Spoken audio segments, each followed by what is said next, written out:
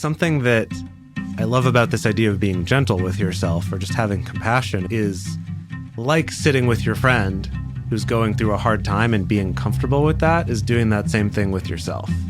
Of kind of being like, okay, I'm feeling these less than ideal things today, maybe for a reason I understand, maybe not, but that in either case, finding that place of neutral, of, okay, this is all right, nothing's wrong with me, I'm feeling this thing, but I'm also not digging myself further into it, trying to avoid, ruminating and getting caught in those cycles, but then I'm also not being like, oh, I have to get myself out of this or I'm failing somehow. Welcome to the Multiamory podcast. I'm Jase. I'm Emily. And I'm Dedeker. We believe in looking to the future of relationships, not maintaining the status quo of the past. So whether you're monogamous, polyamorous, swinging, casually dating, or if you just do relationships differently, we see you, and we're here for you.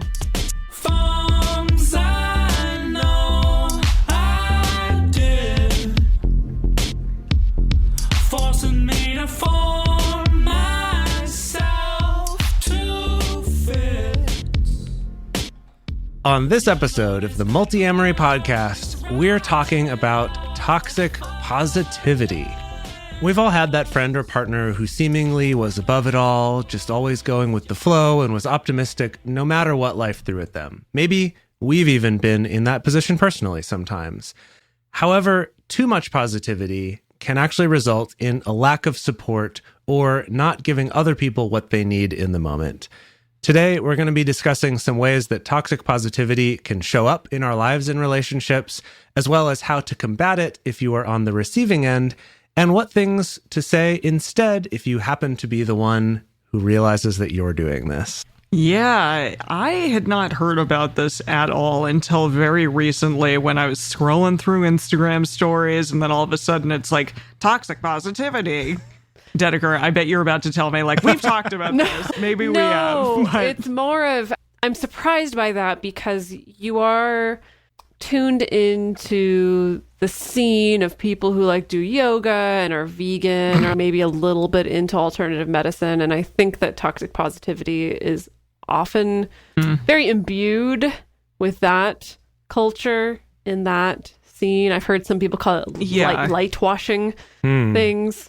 I have absolutely heard people use these statements before, these toxically positive statements, but I didn't know that it was called this and that it's really hot right now. People are talking about it in Psychology Today and writing a bunch of blogs and articles and stuff on it.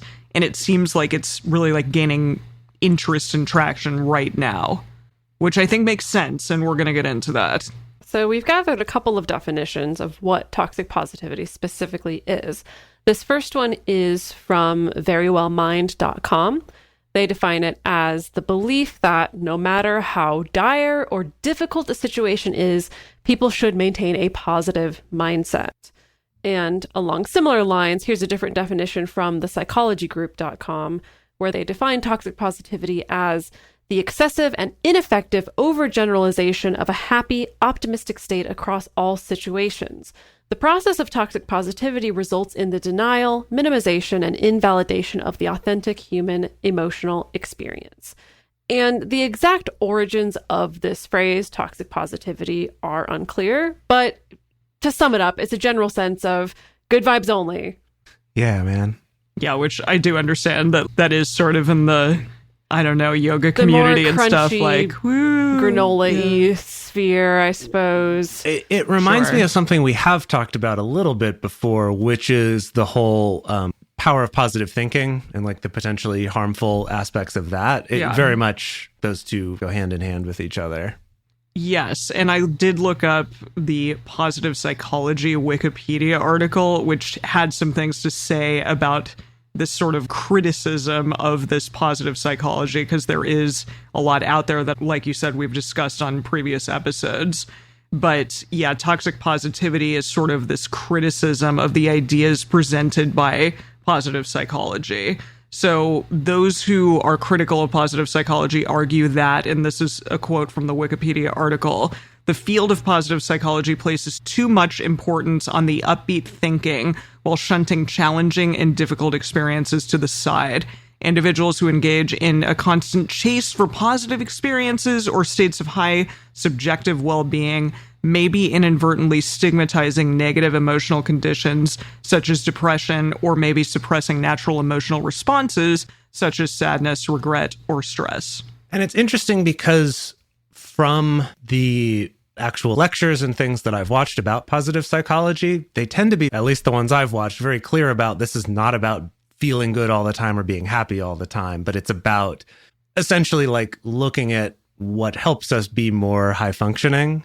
However, I think just the term positive psychology and maybe some of the stuff that gets pulled out of it and posted on blogs can very much feel like that. Oh, it's just about being positive all the time. Yeah, man. exactly. Like information gets distilled down to just, we need to be positive or stay positive or don't let the little things get you down. And I do think that has become this thing that we're all needing to look like we're positive all the time and excited about things all the time and our lives are going really well.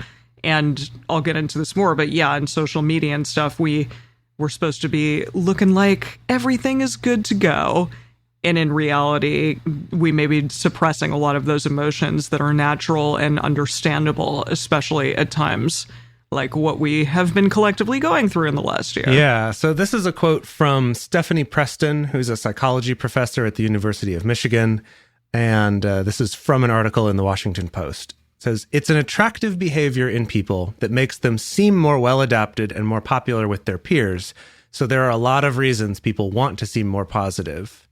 So that makes a lot of sense, right? That it seems attractive. And so it's like, oh, well, this must be what we should be doing then. Yeah, specifically, she was talking about this idea of positivity is very rooted in American culture where positivity is very highly valued. So we've talked a lot about being positive on the show, or taking ourselves out of the challenging times and moving ourselves in a direction of more positivity or self-soothing, things like that. And that's all well and good. That's a good thing to try to strive for. But sometimes the unexpected happens, like a huge global pandemic and any other type of unforeseen challenges. And it is sometimes just important to embrace the pain and work through those emotions rather than trying to suppress them or float above them all, like sometimes toxic positivity is telling us to do. Yeah, so do any of us know anyone who's acted in this way? Have we ourselves maybe been toxically positive to someone else in our life, or even in a self-directed kind of way? Certainly. I can't think of specific examples right now, but I know that I've definitely been on both sides of this, and definitely have done this to myself, of kind of beating myself up for not feeling better. And I actually think this is something that for me, only in the last couple years have I really learned to be a little more comfortable with not always feeling positive or always being happy, but not feeling like, oh God, I have to fix this right now. That's kind of a newer thing I've been trying on the past couple years. Yeah, there is a big narrative to like feel happy or be happy all the time. And I do think that sometimes toxically positive statements will come out of my mouth when I don't know what the hell else to say. Yeah, that makes a ton of sense. Yeah. It's just that like, I want to help you. And so blah. Yeah, or even like subconsciously, I want to make myself feel better, so I'm going to say this positive statement and hopefully it'll just like gloss over the challenge that you are facing. Yeah, definitely. Yeah. I think that sometimes this can be more subtle. In my experience, sometimes the things that feel more toxic are when someone is trying to comfort me, and if they go to a place of like, oh, everything's going to be fine. Oh, you're not going to have to worry. It's going to be fine. Sometimes I think we do need maybe just a little bit of that reassurance. But then other times, yeah, it can land in that way of you not feeling validated in the worry, or not feeling validated in what's distressing you, or the negative emotions that are coming up. And I think that can be a hard balance to strike, because telling someone that things are going to be fine, or trying to reassure them that things are going to be fine, can be effective in certain situations if that's what they're going for, but also can, I think, come across as just toxic positivity in other situations. Yeah, and I could also see that, as we talked about like in the anger episode last week, that if you talk to someone who just sort of continues to fuel that and keeps you in that angry state, that's not really helpful either. Sometimes what you need is just reassurance of that feeling, but then you also don't want to just be like adding and like keeping that person in it. So it is a tricky balance, but it's worth being aware of the toxic positivity side of it. This to me feels like the other extreme of the anger episode, which I kind of like, because it's being like too overly positive and glossing over things, whereas, you can suppress anger and do things along those lines, or go overly angry, and then that's also not a good thing. So I think, there are similar themes here. So let's talk about what this actually looks and sounds like in real life. In our culture, we have a lot of built-in aphorisms for situations when things are rough, or I think like you were mentioning, Emily, for situations where we just don't know what to say, or we don't know how to comfort somebody, or we're trying to make ourselves feel better about a bad situation. So you may have heard a friend or your parents or your grandparents or yourself say many of these different aphorisms at different points in your life. For instance, when something negative happens, like let's say losing your job, people will say, okay, well, it's important to stay positive. Oh, look on the bright side. Oh, everything's going to be fine. Things like that. Even when a loved one dies, saying something like everything happens for a reason, or they're in a better place, which I guess is maybe sort of rooted in religion. Absolutely, but it's still... It can be sort of a gloss over. Yeah, they're in a better place now. Or people saying like, look at the silver lining, or something like that. Also, if you're feeling depressed or disappointment or sadness, people telling you that happiness or any other feeling is a choice. You're making a choice to be depressed, and happiness, on the other hand, is also a choice. Or just saying like, don't worry, be happy, or it could be worse. Yeah, people saying these statements, most likely they're coming from a place of good. They're not trying to harm you. They most likely want to help you make your pain go away, or make you feel better, or themselves better. Yeah, absolutely. However, it can become even more insidious as well.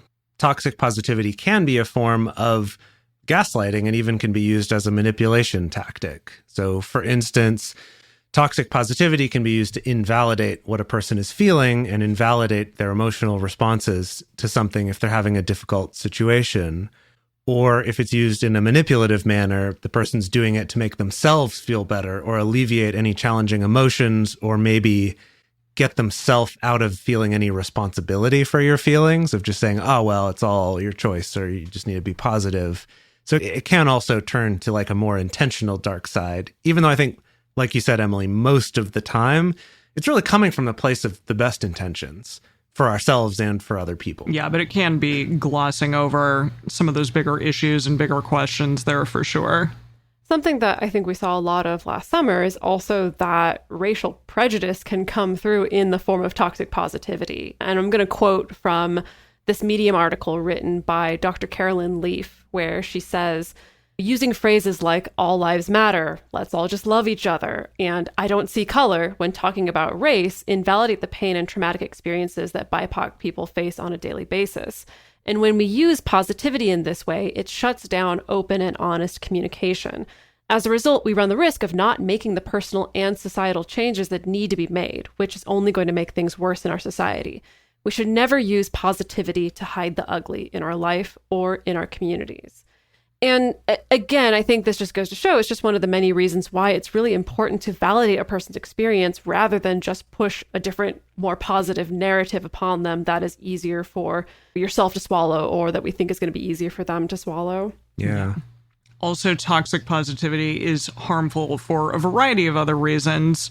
We talked about this in our anger episode, but toxic positivity can be another form of shame, or it can kind of give shame to the recipient, because if you're standing there and hearing happiness is also a choice, then it is invalidating the response that you're having, and it can, maybe make you feel shameful about the response that you're having in that moment, about the emotion that you're feeling. Like, I'm feeling shitty, and shit, I wish that I weren't. I feel like I need to feel better in this moment. Yeah, I think a lot of us have experienced that. I saw a lot of this actually when COVID was first kicking off, as things just kept getting worse and worse and darker, but a lot of people feeling like I can't really complain about my situation because it could be worse.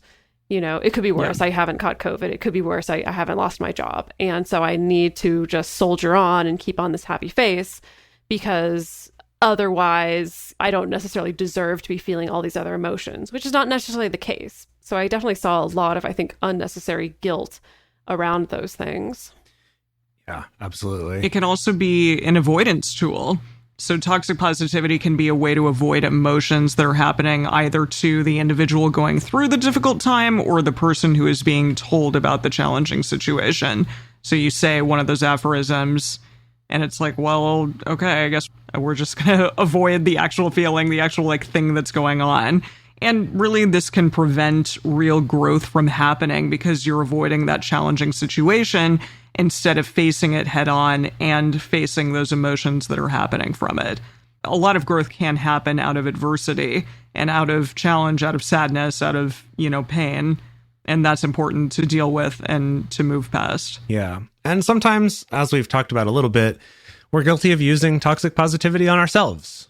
And that can manifest internally. And we could also use it on others, but often it starts with the way we talk to ourselves. And this means things like Emily said, avoiding problems by just kind of brushing them off and putting on a happy face and being like, well, if that makes me upset, I shouldn't deal with it.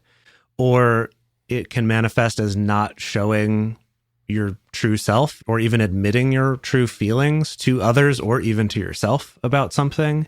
Or it can come up in minimizing others' emotional experiences when they're being vulnerable or asking for help. It can also look like we've mentioned, feeling guilt or shame about your own negative emotions, feeling the need to put on a happy face, to be stoic about a problem or a difficult emotion that you're going through.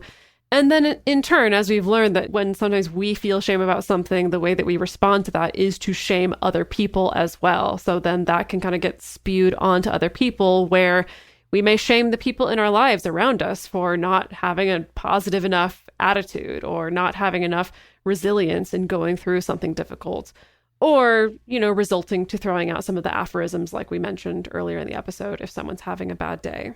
Yeah, Dedeker just kind of touched on this, but the fact that COVID happened and that I think initially, for maybe the first 6 months or so, the narrative that I kept hearing from podcasts and, people writing on social media and a bunch of different news outlets is that if you're not using this time off to get out there and do a side hustle or learn a new language or get way in shape or something, then you're a failure. I struggled with that for sure. I struggled with feeling like I wasn't doing enough, like I wasn't utilizing my time in exactly the right way, and that I should be more grateful and positive because I wasn't losing a loved one, or I lost my job, but I was on unemployment and so many people weren't, and that I didn't have a kid that I had to homeschool or, child rear or any of those things. And so, yeah, there is, however, this huge seismic shift and a ton of huge change that we all went through. And so it makes a lot of sense that we're not going to be completely positive in those moments or even for a long period of time. I think that narrative has started to shift, which I really appreciate. I think most people are like, listen, you're doing good enough. It's okay. But I did want to point out that for the longest time, so many of us were told you aren't doing enough and you need to be doing more because you have time off now, so you can't use time as an excuse. I remember, it was a random memory from years ago. I had a friend who was really into trying to embrace celebrating things being acceptable, where he was just kind of like, we're sometimes obsessed with everything has to be excellent or great. He's like, but acceptable's good because it's not unacceptable. It's acceptable, right? I kind of like that idea in this instance here. Yeah, that makes me think about how we have talked about compersion on this show. That, yeah, there's that idea that, oh my gosh, to be a good polyamorous person, you have to really, really love the fact that your partner is going out with other people and feel like such a glow of happiness for them. But instead, we've talked about embracing neutrality and that's okay. Right. You're not failing. Yeah. And so essentially all of this is to say that this is just a gentle reminder to be gentle, a gentle reminder to be gentle with yourself and with others, and to have the courage to feel those challenging emotions and know that it's okay if you weren't super productive or you weren't super grateful about things, or that you're struggling with something that's going on in your life right now. And we all deserve a little break from these internal and external forces telling us that we should always be doing more, or at the very least, we should always be much more happy. And to just kind of be gentle, let go of that, and just understand that while there's good in some of those messages, and while those can be useful, they're not the be-all, end-all. Just because they're an aphorism doesn't mean they're always true. I think that's kind of a key point to this, right? That positivity is not bad, but it can be if you have too much of it. It's like how taking zinc is good, but too much of it will make you really sick. Jase Everything in loves moderation. The multiamory moderation. Yeah, zinc is really good for you, though. I do highly recommend it, but don't take too much. I have done this and felt really shitty for a few days until I realized I was taking too much So zinc. even Well, there you positivity go. and moderation. Mm-hmm. All right, we're going to talk more about toxic positivity and how to avoid it, how to be better, for sure. But first, we're going to speak about the ways in which you can help our show out and help us continue bringing it to the masses for free. Hello, welcome back. Let's talk about ways to avoid becoming toxically positive, both with yourself and with other people. If you found that some of the examples we provided sounded like things that you say to people or that you say to yourself internally, you might be toxically positive towards your own feelings. And so here we have a list of suggestions to try to shift that. Okay, so this is more about listening to others and how you deal with others in challenging situations. Like, say somebody comes to you and is like, oh my gosh, I just lost my job. I feel really awful. I feel really terrible. So something you can do is actively listen instead of chiming in right away with a toxically positive statement. So really allow a person to express themselves, to tell you how they're feeling, explain that difficult situation that they are in. Because so many of us just want to be really quick to say a statement and move on and go back to easier conversations with your friend instead of really listening to what they're going through. So I think active listening in this moment is outrageously important. I think that a part of that, like sort of a subcategory of that, is developing the ability to be okay sitting in discomfort with someone else. Imagine the situation where, someone's upset about losing their job, or they had a fight with their partner or something, and they're coming to you to talk about it. And they dump all this on you. And first of all, if you're someone who has any empathy, which hopefully you do, you're going to then feel some of that too yourself. And sometimes there's that reaction of like, this is uncomfortable. I need to get out of this right away. And so I'm going to either jump into trying to fix their problem or I guess these could be the same, jump to these kind of like toxically positive aphorisms, or just try to escape that feeling right away. And so I think that's part of it too, is sort of developing that skill of realizing that that's okay, that being uncomfortable, or maybe more importantly, that someone you care about being uncomfortable is also okay for them to experience that, and for you to be there with them and not need to fix it right away. And then I guess that kind of segues into our second point here, which is about using the Triforce of communication. So when someone's sharing this with you, ask what they need, right? Do they just want to be able to share and you listen and that's it and you're done? Triforce 1, great. Are they looking for commiseration or support or something like that? Maybe it's Triforce 2. And maybe you can even go a little more fine-grained than just which Triforce are you looking for, but what is it that you want right now? Do you want commiseration, or do you want me to help you come up with solutions? Or do you want me to be encouraging? Yeah, be poor baby. Do you want me to talk you up and just really support you right now? There's a lot of ways you could offer support, but sometimes just asking, just being clear about it could be really effective, right? Do you two have any experience with that, of a good example of that happening in your life? Either of you doing that, asking, or if someone asking you that, or you communicating hey, I actually just need you to be here with me when I'm sad, or like, no, I actually want you to cheer me up. Can you do some good jokes? Yeah, well, I watch the two of you do that a lot, but I also appreciate when my partner will say like, hey, this isn't about you. I'm feeling down right now because of X. And then, I'm able to be like, what can I do to help you out? Or I'd love to like give you a back rub or do something along those lines to make you feel a little bit better. It's super important to communicate at those points, especially if the feeling that you're getting off of your partner is they're in maybe not the best mood right now, and that makes you like, oh my God, are they pissed at me? This is a great time to ask those questions instead of just like, be positive. That's not going to help anything. Yeah. Yeah. I found what's been really effective for me is I just for myself getting more clear on when are the moments when I do want to be cheered up by somebody versus when are the moments where I just want it to be okay to be sad with somebody. And I think I'm learning to get better about differentiating those two and learning to ask and be more clear in my ask for those two from my partners and friends and loved ones. Yeah. We can even be more clear in our Triforce. I like that. Clearer. Crystal even clear. Triforce. Yeah. But sometimes showing someone that you care about them is more profound than just telling them that. So, a great example of this is acts of service. It can be huge when a friend or a partner or a loved one is going through a challenging time. You can drop off groceries for somebody or a meal for them. You can clean their room. You can offer to give them the night off of watching the kids, or you can even just send over a nice text or a voicemail to let them know that you're thinking about them and that you're there for them. We found that sometimes it can be helpful to make specific offers to somebody as opposed to leaving it in a more general, what can I do to help? Is there anything I can do to help? Because sometimes that's hard for people, especially if they're dealing with a death or the loss of a job or something really stressful. It can be hard to even make that decision. And so having some ideas on the table already, if it's something as simple as like, can I take you out to lunch? Or can I watch the kids on this particular night? May be more likely to be received.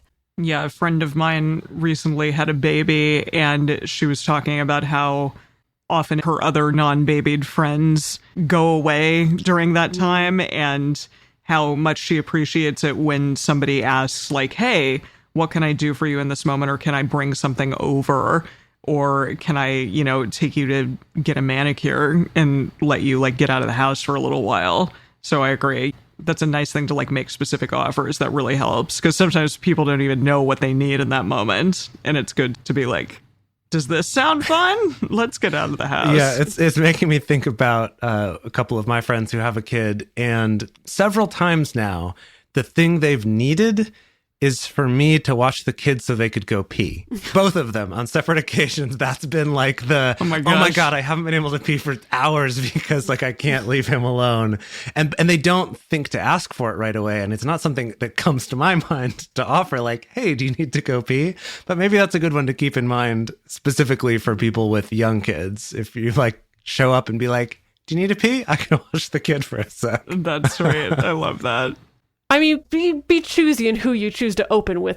Use that line to open with. Gotta be close friends. You can have that. Yeah, you all know each other really well. You know who it is in your life where you can open with asking if they need to pee. Yeah, maybe don't do that at the park when it's like, hey, do you want me to watch your kids? You can go pee. That's weird. Okay, next one is learning to be gentle with yourself. So now this one is turning it back onto yourself instead of just reacting to someone else. And be gentle with yourself with the emotions you're feeling. Allow yourself to have a bad day. And instead of kicking yourself when you're feeling down, you could learn some self-soothing techniques to help yourself feel better.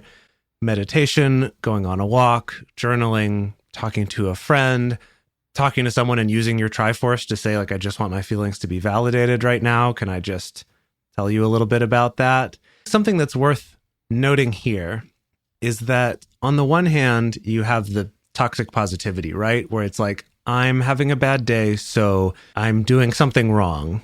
And so I need to fix it, right? Like I need to change my mindset or I need to think differently. And you can kind of beat yourself up over that. And that's the toxic side of it that can come in.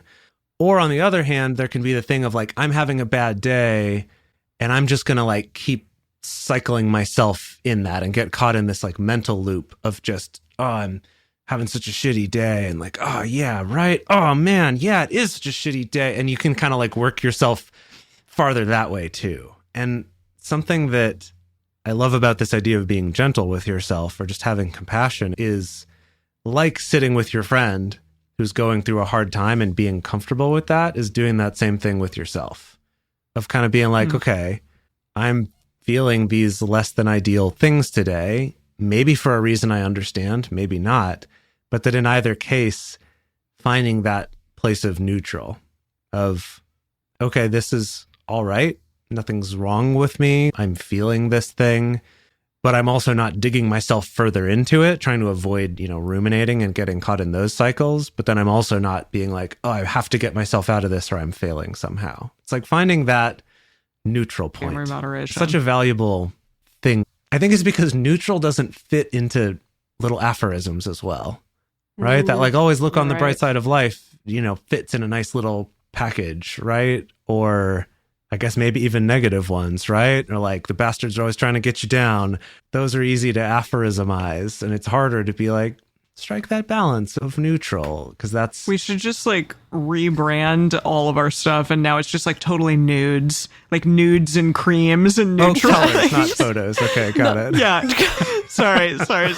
No, can you imagine that rebranding? Just what an unveiling. Quite literally. Wow, that was the brand We're really taking a changed hard on me. left. We're all naturalists now. We are neutral naturalists. Neutral naturalist. Welcome. No, I meant yes. like neutral colors and like sepia tones or something. Yeah, not the loud colors that we have right now, but I'm saying we're talking about moderation and neutrality, and it's nice, boy. Like we talked about in our episode 321 about navigating life changes, it is okay to feel more than one emotion at once.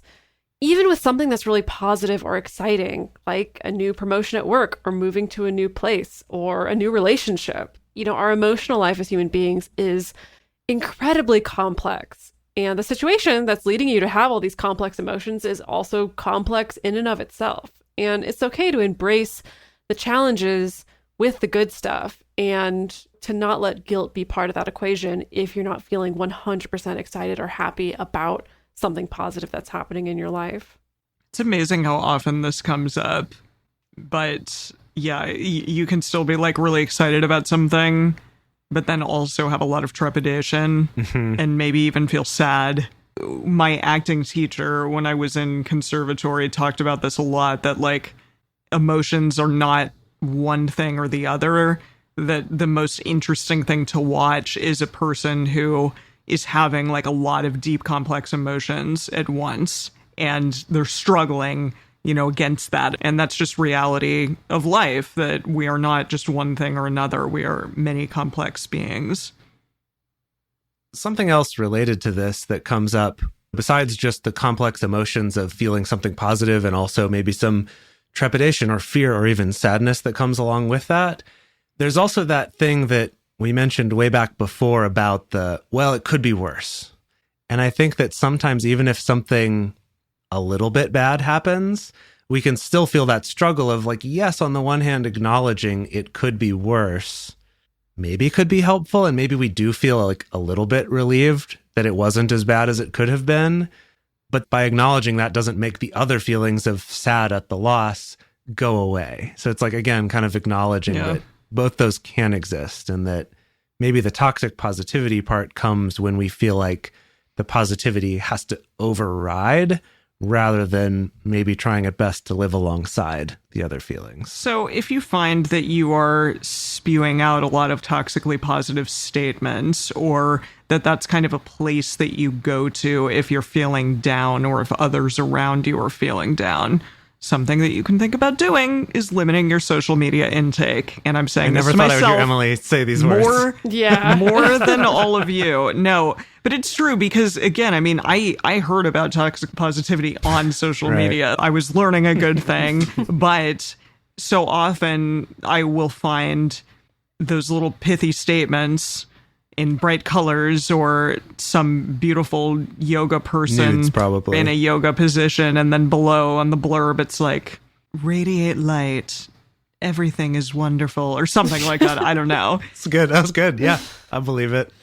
I'd put Well that done. cross stitch up in the house. Exactly. But I think it's important to look at how you're feeling when you're looking at stuff like that on social media.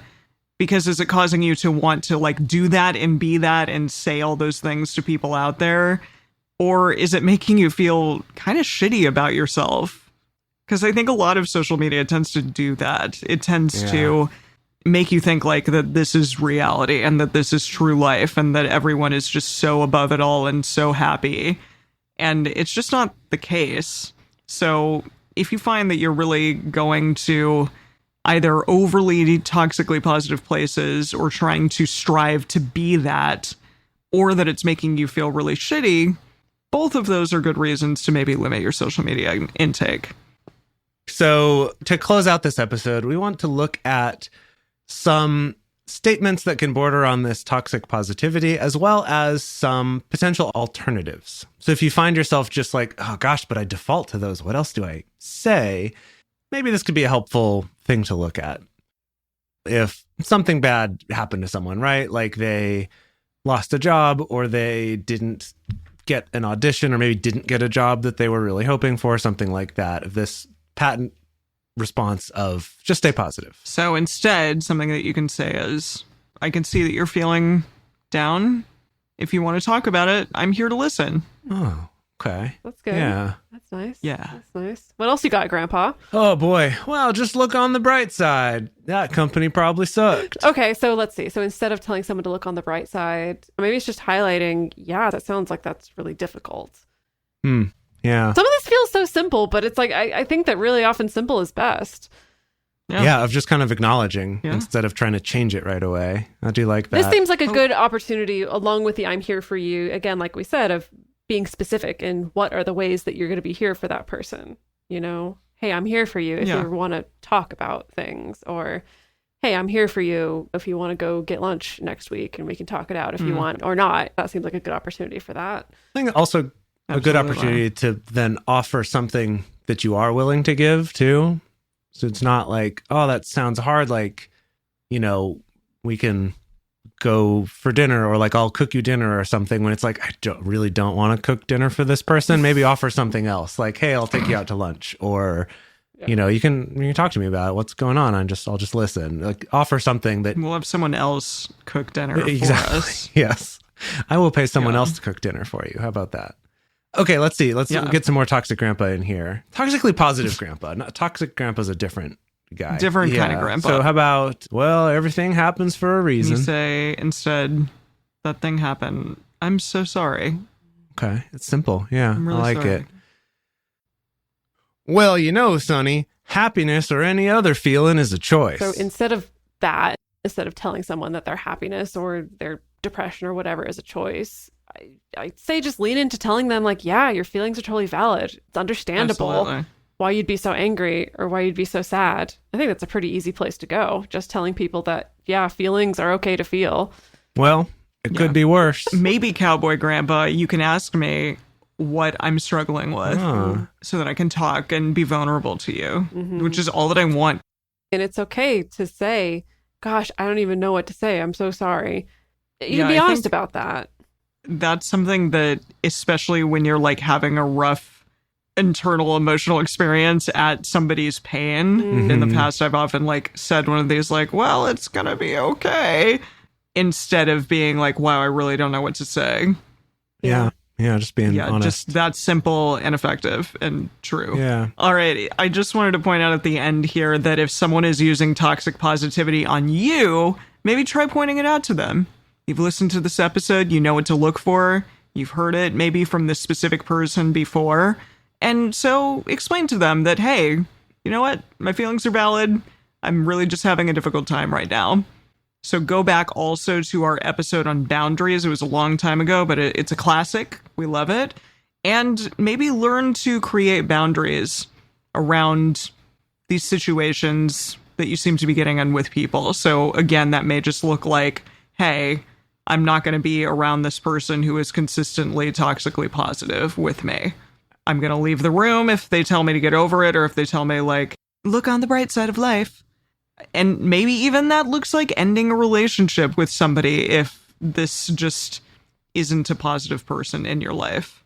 If they're toxically positive by not validating your emotional experience and allowing you to like have a vulnerable experience with them. And if they're just not a good friend to you in that way, then maybe reassess your relationship with them. But I'd say hopefully if you're able to just communicate honestly about, hey, I know you're trying to make me feel better, but what I really want right now is just to be listened to. If you are aware of that and have the wherewithal to think of that at the time, hopefully that's something that your friend could learn then too, and doesn't just have to be cutting them off. But, you always got options. It's always okay to have boundaries. And it's okay to break up, as we always like to say.